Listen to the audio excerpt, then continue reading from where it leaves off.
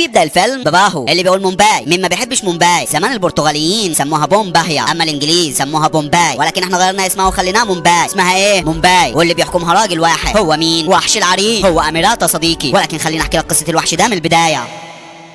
من 12 سنه فاتوا كان في المعبد واقف في الصف علشان يخش يصلي. بيقول للامن عمها وحياه امك انا سايب اخويا وخطيبتي على الفرش في السوق لوحدها، دخلني خلينا اصلي وامشي من هنا. بيقول له ما هي كلها معاها مصالح، ولا انت انا راجل مهم واقف في الصف وانت ساكت؟ لا. بيقول الصنم معلش يا عمها هبقى اصلي لك بعدين، وبيسيبه ويمشي. في الوقت ده رجاله وندي بيطبوا على البياعين في السوق وبياخدوا منهم اتاوه بالعافيه، واللي ما بيدفعش بيقلبوا له الفرش بتاعه. امريتا بيروح على الفرش بتاعه، سما بتقول له ايه التاخير ده كله؟ رجاله وندي في السوق وجايين علينا علشان ياخدوا الاتاوه اللي بياخدوها كل يوم. بذمتك مش مكسوف من نفسك انت وباقي الشباب اللي زيك؟ مش عارفين تقفوا في وشهم؟ بيقول لها انت فاكره ان كلامك ده هيفرق معايا وهروح اضربهم وكده يعني؟ صح؟ مستحيل ده يحصل مني. انت يا رجان يلا عشان اوصلك على المدرسه. وفعلا بيوصلوا على المدرسه. هو بيروح يقعد مع صحبته الفاشله على القهوه، بيلعبوا دومنه وطاوله، وجغا بيقول له سودا فيلا انت بتلعب معايا ولا معاهم؟ اللي معاك دايما خسران. بيقول له في يوم من الايام هتعرفوا قيمه الشنب ده. اميرتا بيقول له اخرك تكنس بيه القهوه بعد ما نخلص لان ما معناش فلوس نحاسب. في الوقت ده ارجون بيهرب من المدرسه وبيرجع تاني على فرشهم في السوق. رجاله وندي بيخشوا عليه بيقول له فين الاتاوه يلا؟ بيقول له انت عندك كام سنه؟ بيقول له 32 سنه. بيقول له انا بقى عندي 12 سنه، لما اوصل 20 سنه هيكون انت عندك 40 سنه، هبقى اقوى منك بكتير قوي، ساعتها بقى هعمل فيك اللي انت عايز تعمله معايا دلوقتي. بيقول له لا ما هو انت مش هتلحق، هو بيزقه بيرميه لتحت. في الوقت ده سيما بتكون وصلت لامريتا، هو بتقول له الحق رجاله وندو بيضربوا اخوك في السوق. بيروح جري يدور عليه بيلاقيه واقع على سكه القطر. بيقول ارجون، والقطر بيكون خلاص داخل على ارجون. تفتكر انه هيلحق صديقي المجنون؟ لا والله. امريتا بيطلع واحد امريكاني بيدي الغيار الاول في الثاني، والقطر بيكون خلاص داخل على اخوه، ولكن الكذاب امريتا بيكون وصل مع القطر. هو بيلف لفه كده وهو بيرمي بيه نفسه لورا. بياخده جري على المستشفى وبيعمل معاه اللازم. سيما بتجيله بالاكل. بيقول لها طول السنين اللي فاتت راضي بالظلم وساكت، مش علشان انا سهل الحال، علشان اخويا ارجون مفيش حد من بعد هيخلي باله منه، ده اللي كان حيشني عنهم. للاسف ما عملولوش حساب وما عرفوش قيمته. بتقول له هتعمل ايه؟ يقول لها شو. تاني يوم الصبح بيقف على الفرش وبرضه ابن الهرمه ده بيخش عليه. بيقول له اخوك امبارح كتر معايا في الكلام، رميته لك على سكه القطر، انت لحقته وخدته على المستشفى، بس المره الجايه هقطع لك رقبته وهرميها تحت القطر. انجز هات الاتاوه يلا. بيحط ايديه في صندوق الفلوس ولكن ما بيخرجش فلوس يا صديقي. بيجي بالسكينه ويوزع، بيقطع له ايديه. هو بيقول اللي هيدفع له هم اللي تاني ايديه هتكون الايد الثانيه. حد له شوف حاجه من النهارده مفيش اتاوه. الشرطي اللي واقف امن بيسيب السوق وبيمشي، وباقي الرجاله بيخشوا عليه. اول واحد بيقلبه على قفاه بيكنس بيه ارضيه السوق، التاني بيخش عليه وهي واحده بالشفا يا مرزوق. اللي بعده انا هساعده، كان غلبان وماشي تحت الحيط، ليه بتخلوه يخرج عليكم الوحش العبيط؟ ابلع على بيكسر في عظمهم بكل غباء، واللي بياخد واحده ما تجوزش عليه غير رحمه الله. بيخلص عليهم وسيما بيكون في منتهى الفخر بيه. في الوقت ده ويندي بيكون في السجن وبيقول للظابط مين اللي قطع ايد بوتيا وكسر عظم باقي الرجاله. بيقول له ده عيل اهبل اسمه اميريتا. بيقول له انت كنت فين؟ هربت زي الكلب يا جبان، النهارده الواد ده تجيبه لي على السجن يموت قدام عينيا مفهوم؟ بيقول له ما هو انت عارف احنا ما نقدرش نقتله هنا في السجن. بيقول له انت مالك انت؟ انا اقدر اخلص عليه بره السجن، ولكن هخلي الرجاله هنا يخلصوا عليه قدام عيوني. انت لسه هنا؟ قوم يا عم غور. وفعلا يا صديقي بيروح على المستشفى. بيقول اميريتا تعالى معانا. بيقول له يا ترى ده امر قبض من النيابه ولا امر من ويندي؟ بيقول له خلاص بقى خدوها رجاله. بيقول له ايدك منك ليه؟ انا خارج لوحدي. وفعلا بياخدوها على السجن. ويندي بيقول له بقى انت اللي قطعت ايد بوتا؟ بيقول له ضرب اخويا، وطالما وصلت لضرب اخويا لا بوتا ولا اللي مشغل بوتا هيفرق معايا. بيقول له لا عجبتني يلا، بعد ما يتخلص عليك هنا وقعد مني هبعت لك اخوك علشان تقعدوا سوا. بص على الشمس كويس لان دي اخر مره هتشوفها فيها. بيقول له ما تقلقش انا عايزك تخلي اللي هيبعتهم يضربوني يقعدوا قدامها لاني مش هرحم حد فيهم. بيدخلوه الزنزانه والشخص ده بيقول له ناري. بيقول له انا اميريتا. بيقول له انا اتحبست في قضيه مخدرات. بيقول له انا بسبب ويندي. بيقول له طيب خلي بالك منهم. بيخش على صاله الاكل، الباب بيتقفل عليه من بره بقفل قد راس الكلب. بيخش جوه هو بياخد طبقه، السبعه 8 9 دول بيوقفوا في ظهره، وواحد منهم بيقرب من غير صوت ويوزع. غلبانين ما يعرفوش انه بست عينيه. ابلع يا حزين مش بالكتره تخين، محتاجه وحش قلبه مهين. اشرب بلا. بيكسر في عظمهم بكل غباء. هو ويندي بيكون في منتهى الصدمه من الوحش اللي شايفه قدامه، واميريتا صديقي بيعجب فيهم وراس في راس بيرزع.